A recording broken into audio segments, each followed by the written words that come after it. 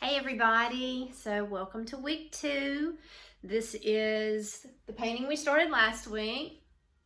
We've got our nice surface, it's all dry and ready to go. I just want to thank so many of you for subscribing to my channel and to reaching out to me, for not laughing at me too hard. But anyway, thank you for coming back. Once again, we're still in this weird time of staying at home.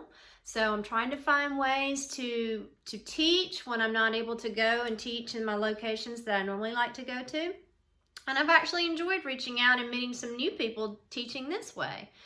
So today we're going to actually start to get color on the painting. Now this is the painting we're doing for those of you who have not seen the first video. This is my actual start. So I start my paintings with a wash.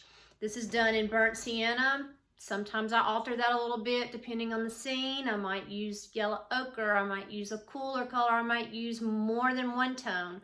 But I do like to start with a value study in a wash. I allow that to dry, and it dries very fast. So normally I can start on that, start into my sky with the color, and by the time I'm ready to lay in shadows into some of the other areas, my wash is already dry. Before we get to this though, let's talk about what I have on my palette. Now, I've got another video out that talks about using a limited palette. Everybody thinks that's boring, that's hard, but there is nothing like a limited palette to teach you how to use your colors and to teach you about your colors. And I'm going to point out my limited palette that's on here. Is the palette I'm using today limited? No. But I know that I could take the 6 colors that I have on my limited palette and get everything that I have here. For convenience sake, there are some colors I like to go on and squirt out. And I come from a colorist background. I love color. So there are things there, but if you're just starting out especially, I recommend you sticking with the limited palette till you know those colors and that you know you can get the other colors from them. So I'm going to go over what I have here. So I have titanium white. Sometimes I will have a warm white out, and I have several variations of that I like to play with. Not necessary. Always going to have titanium out. I have Cad Lemon. This is one of my limited palette colors. I have Cad Yellow Medium. This is a Gamblin Cad Yellow Medium, so it is my warm yellow. This is also on my limited palette. I have Yellow Ochre. I have Cadmium Orange. I have Alizarin Crimson. I have a little Cad Red Light. I haven't squirted it out yet, but I'm going to squirt it right there. Into my cool tones, sometimes I will have a color here called Phthalo Yellow Green. It's only made by Grumbacher. Don't have it out all the time. I never use it straight out of the tube, but it is an interesting color to mix, especially this time of the year when we have all these spring greens. But I'm always pulling something into it, a red or an orange or even a purple, to just tone it down a little bit, but it's still a fun green to have. Didn't put it out today. Don't always put all these out. I have Greenish Umber. It is a dark, cool green. I like to use it a lot. Again, greens out of the tube, you're normally going to see me add something into it, but I like the way I can bend this color many different ways. I have Viridian Hue. I like the hue because it's kind of a mixture of Viridian and Phthalo Green. I actually use it as a cool blue on my limited palette. I have Cerulean Blue. I have Ultramarine Blue. That is another limited palette color. I have Burnt Sienna. And I have Radiant Violet by Gamblin, which I actually use as a cool white almost to tint in places. So again, if you're just using the limited palette, Cadmium Lemon, Cad Yellow Medium by Gamblin. And I keep mentioning the brand here because Cad Yellows can be a little bit all over the spectrum. Some can be warmer, some can be cooler. Find one you like and stick with it, and I like this one a lot. Cad Red Light's always on my limited palette. Alizarin Crimson, Ultramarine Blue, Viridian Hue, and and you can say burnt sienna. Burnt sienna I can get through the limited palette, but it's an earth tone that I use so much, as well as yellow ochre, that I usually always put them out. Okay. Now, I did have an interesting question about some of the tools on my easel, one being these little things right here. So these are cake icing spatulas, or at least the ends of them, and very inexpensive tool, but you can use these for a lot of different things. I can scrape paint with them. If I'm putting on a branch and my branch is too thick, I can take the edge of this and just kind of lift part of that branch out and skinny it up, or it actually makes a great way to erase all together if I need to pull something out. So just a fun little tool. I'll use these. Sometimes I'll use a credit card. You never know what I'm going to pull out. And I'm the kind, you know, if it works, go for it. So that's what those are for those of you who are wondering. All right, so there's some artists do not like to start with the sky. They go straight into establishing their shadow areas. Nothing wrong with that. I like to get some of my sky going before I start looking for shadows, because I like to get that light value in so that it gives me something to base my darker shadows off of. So I'm going to start in the sky area here and kind of get that color established so that we can then know exactly how dark we need to go later on. So with my knife now, if you look at skies, especially if you're looking kind of toward where the sun is going, your sky is cooler the higher it gets. It's going to be bluer and cooler. As it comes down to the horizon, it's going to lighten and it's going to get warmer. And so that's why a lot of my skies will start with a tiny bit of viridian hue and white. And it's a good bit of white. And what that does is, as I lighten it down, it's going to really turn into a very warm blue.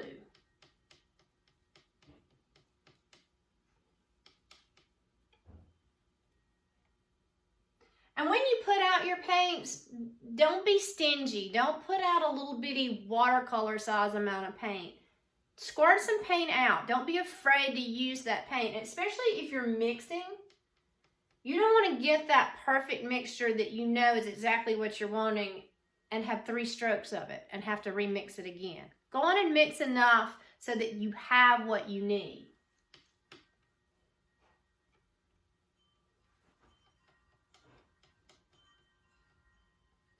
Okay. So I've got a little strip of sky showing right through here. And a little here, and then I'm going to get bluer as I go higher. So I'm going to start, got a number 10 Trekell hog bristle flat. One of my favorite brushes. And I'm going to start with that. I'm just going to lay a little of that color in there. Now, one thing that I really like about tinting and having this value study on, do you see how that color popped right off the bat? I like seeing that color stand there. Whereas if it was a completely white canvas, I might not be able to judge that quite the way I can with a little tone next to it. All right, I'm going to come in, pull a little of this same color in through here.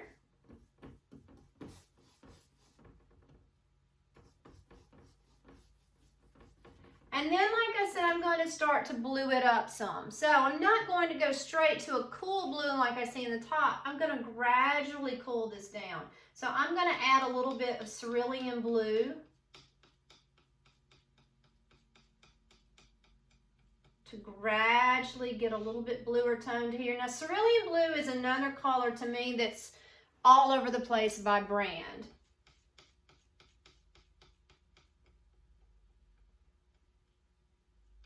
This is a Gamblin Cerulean Blue. Sometimes I even prefer to pull out a Cerulean Blue hue because there's a little bit of manganese mixed in there. personal preference. Find one you like, but learn it and stick with it.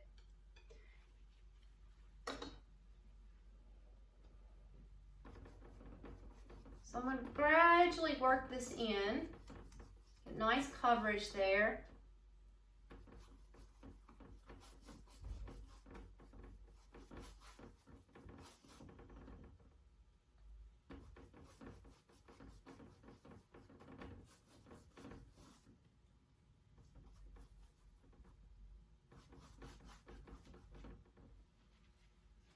And then I'm going to continue to blue this up. Now, I'm going to start to add a little bit of ultramarine blue to my mixture.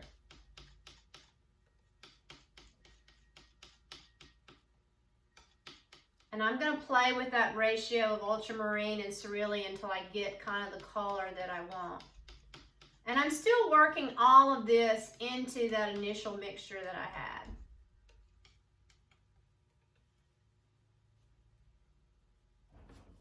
You can see just a little bit bluer, not a whole lot.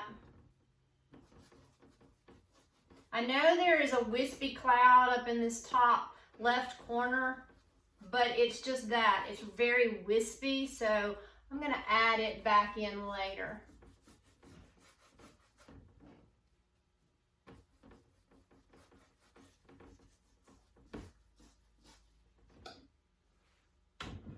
Piece of my easel up here so I can get that edge.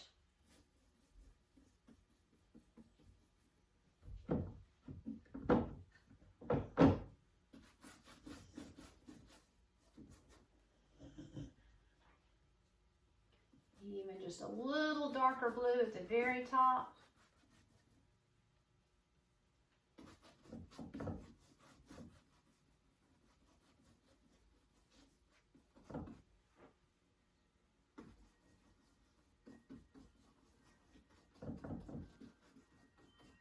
Just kind of get this blue established. Okay?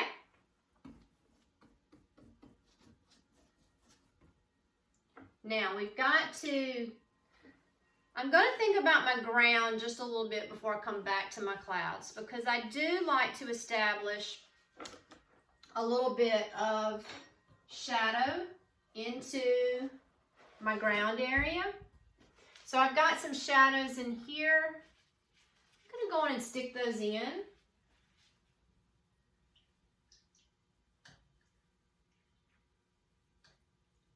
And then I'm going to come right back up to my clouds. I'm going to rinse this out.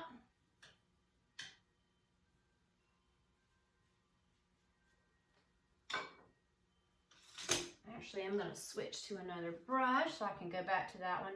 So I'm going to pull a little burnt sienna in and a little bit of ultramarine blue. Just to give me something that I can establish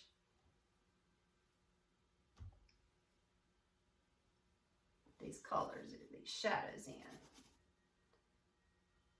I like to have my shadows and build my lights on top of them.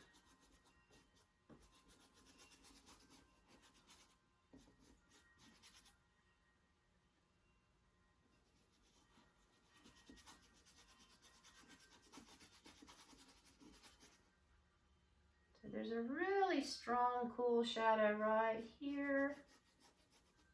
One right over here. And then I'm going to pull a little bit of the sky color over. Blue that mixture up some. Lay in a little bit of area for that back wall of trees. So it's kind of a gray. It's a very cool gray, so there's a good bit of blue in there.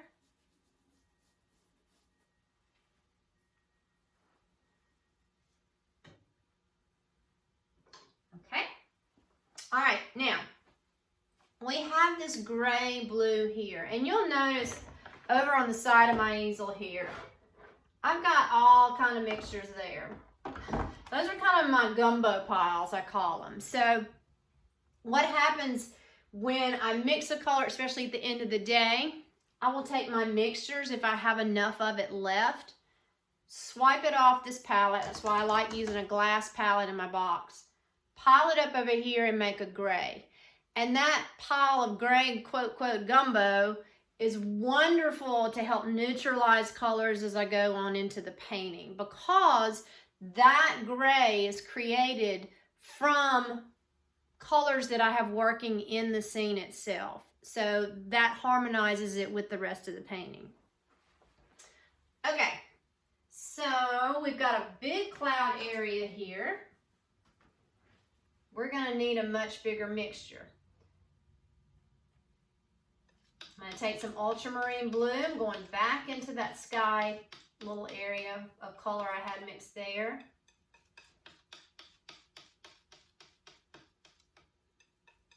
I'm going to tone the blue down a bit with some burnt sienna.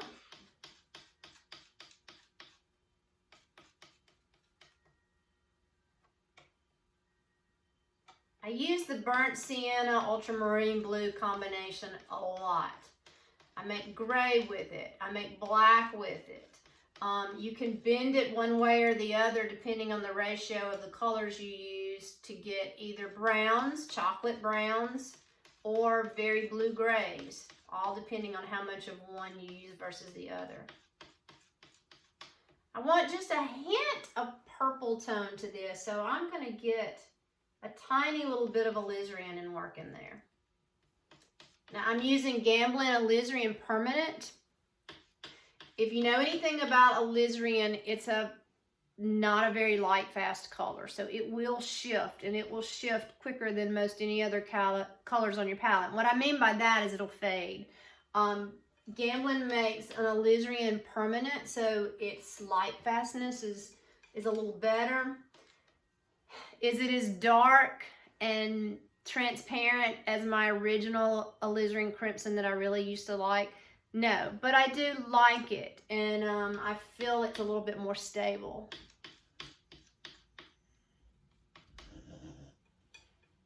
Okay. So I'm going to take that, and I'm just going to start, see what I've got. Do I like? And I think this is going to work pretty well. I like to go in and start this here so I can get these wispy edges of clouds.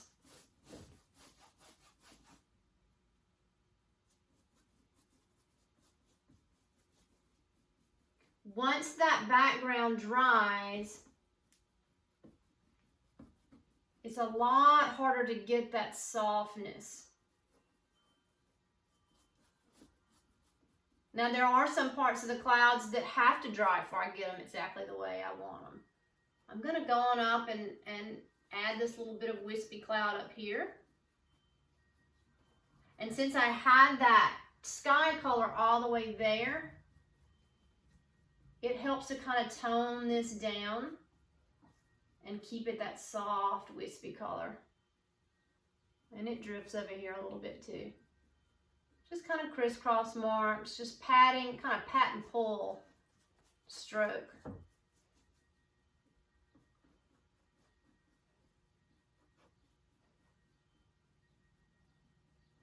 Now, I'm not really worrying about trying to finish the clouds. I just want to get them established. I can come back and adjust, lighten, darken as I get my ground laid in and the details and the color down there.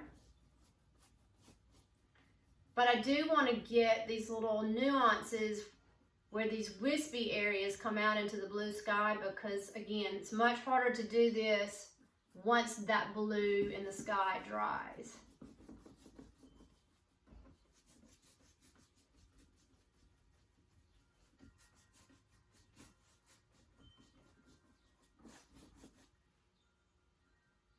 So this big cloud mass, this shape that I talked about I liked so much last week, has a lot more weight to it than some of the other areas. So that's why I'm kind of really developing it first.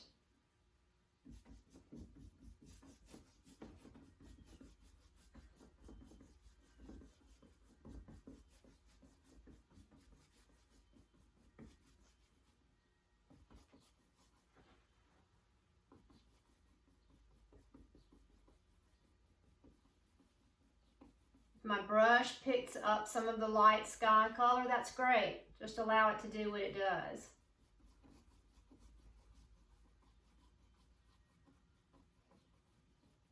And remember, when you're painting clouds, they're clouds. No two clouds are alike, no two clouds are gonna stay the same. So if you need to alter your shape a little bit to adjust and work for your composition, you have, as an artist, you have freedom to do that. So don't ever feel locked into your photograph. Always use the information there, the information you see outside, but if you need to adjust a little bit, don't be afraid to do that.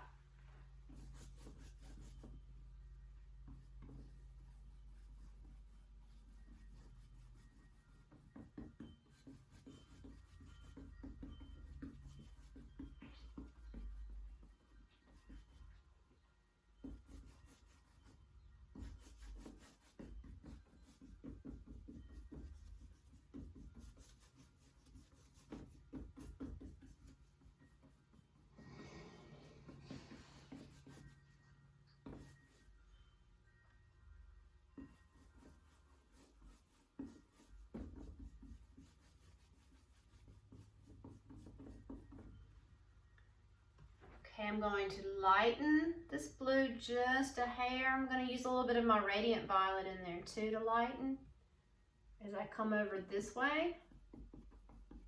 Don't want this area to be as strong.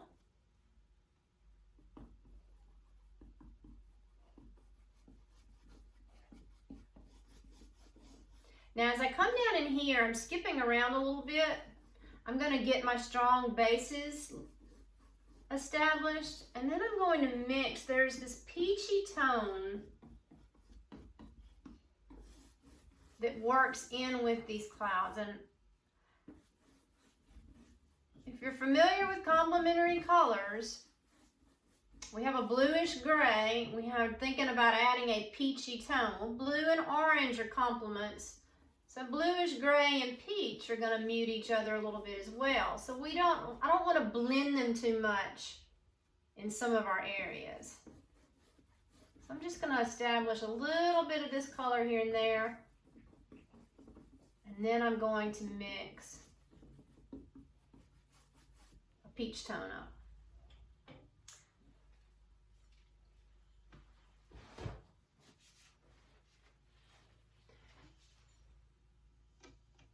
So as I'm thinking about this, it's almost a pale salmon color.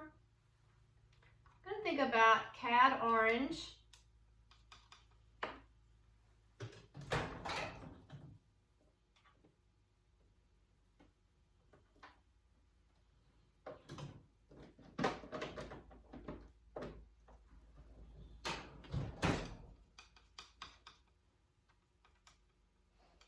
Little bit of cad yellow medium, and a tiny bit of alizarin.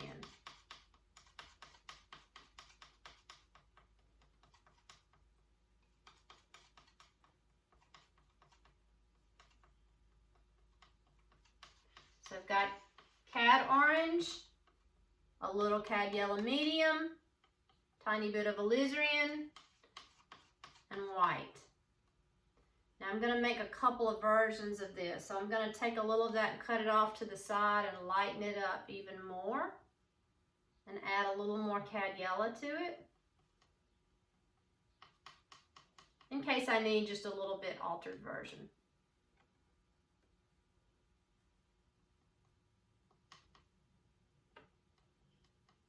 So there are a couple of nice tones there.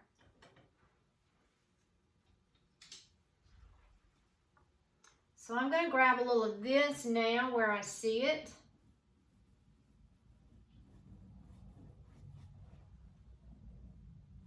And pull it in with the color I had just a second ago. Now you don't want to brush and brush and brush and brush in this, because what will happen if you mix these colors together too much, they're going to turn into one solid area of gray. So I want to kind of lay this color in and leave it alone when I can. There are some areas it mixes a little more than others. But just be mindful that you can overdo it really fast here.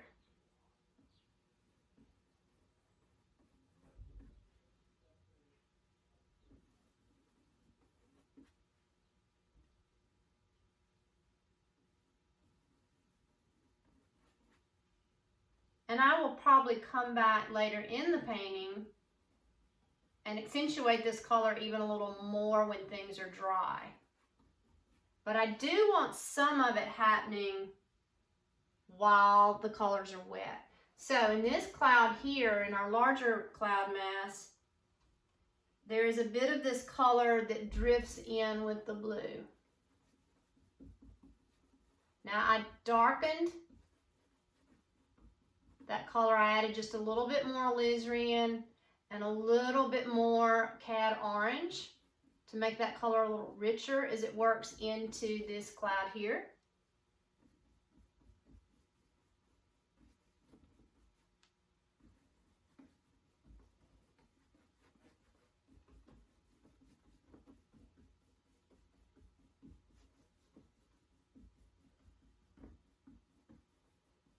And you want everything to look unintentional. You want it to look natural. So if you have a stroke of paint that stands out too much, or if you have a stroke that catches too much light that brings your attention to it where you don't want it, make sure you soften that down while you can at this point.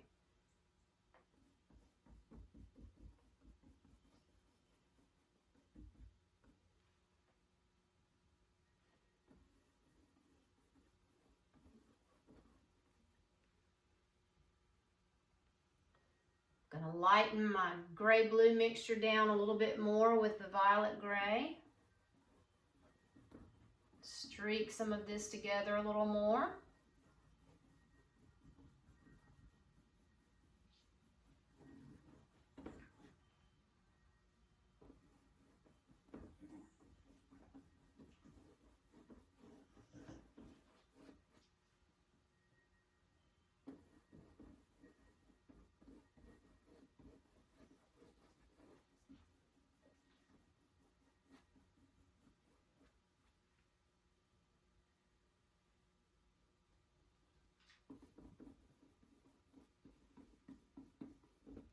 Pull into my tree mass a little bit.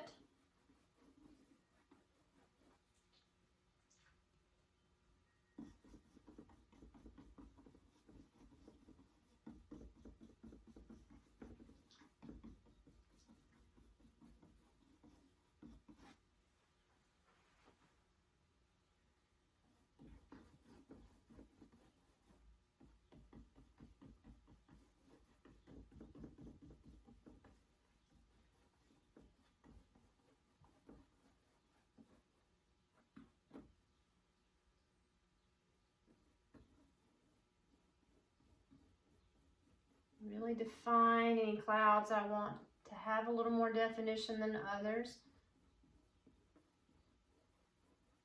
They have a little bit more weight to them. I'll work on that just a bit.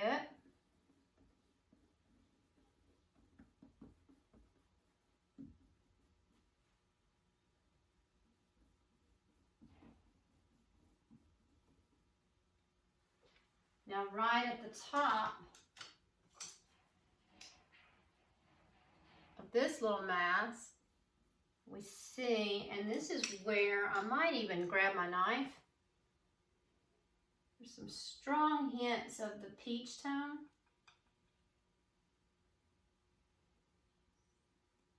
Establish that little ridge right across the top there.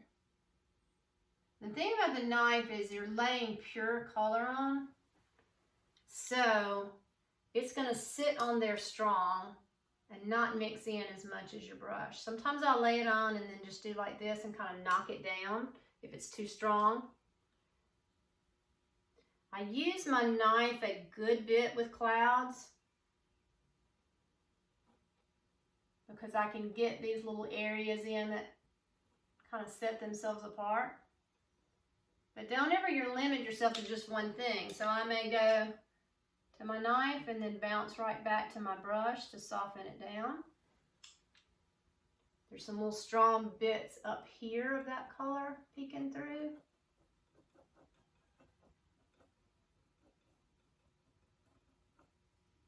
And you can see, I'm using this side. I'm not using the point of my knife. I'm not digging at it like this. It's almost like you're icing a cake.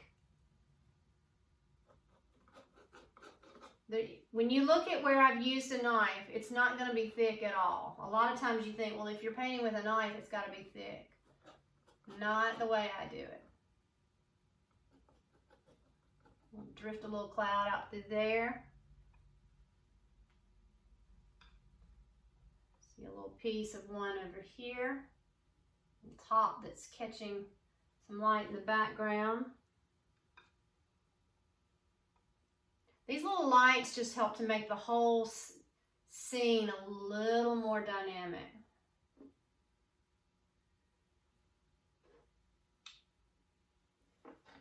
So I can also, with my knife, come in and get some of these little spatterings on the edge of this mass.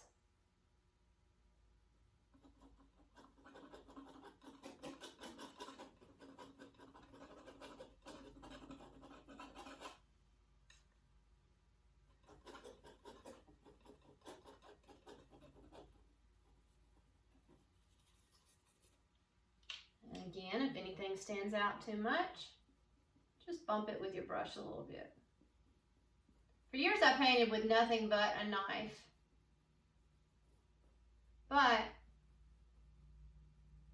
I didn't spend enough time really learning the things that my brushes could do. And I didn't think my brushes and my knife could be friends, but I have learned they actually can work very well together.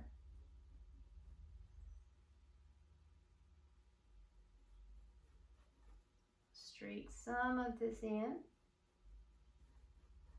just where you think you needed to knock it down. And again, we're not looking for a finished sky.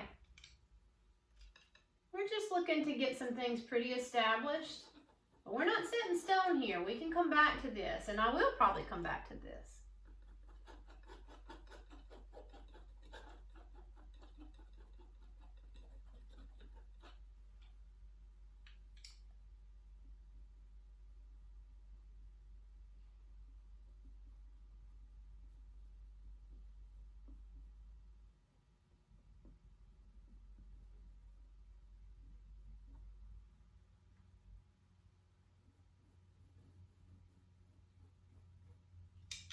Okay, now one thing before I stop today,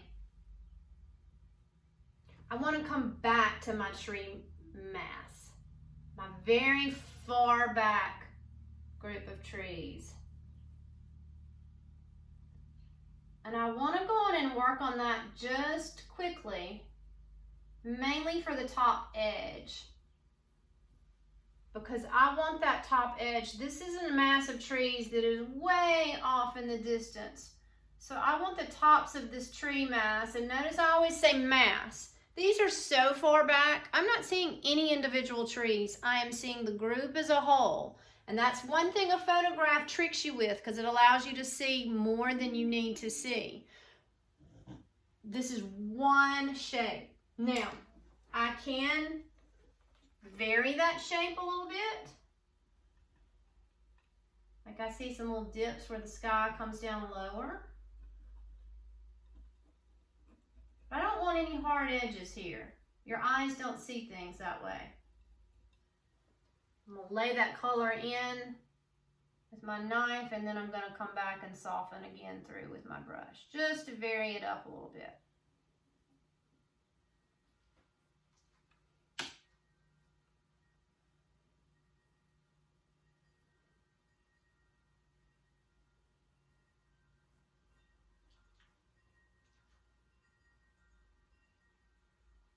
And I can and will come back to this group of trees, but it's much easier to soften the edge of the mass at the top while these colors are wet against each other. Okay?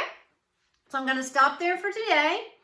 And like I said, we've established a nice set of our sky. It's funny, on the video, this looks so much darker than it is in my studio. But I'll photograph this final piece so that you can see how it ends up. But got my lights established, got my darks, got my weight to my clouds. I'm ready now to go on and start the land. So that will be our next class. Hope you'll join me then. See you later.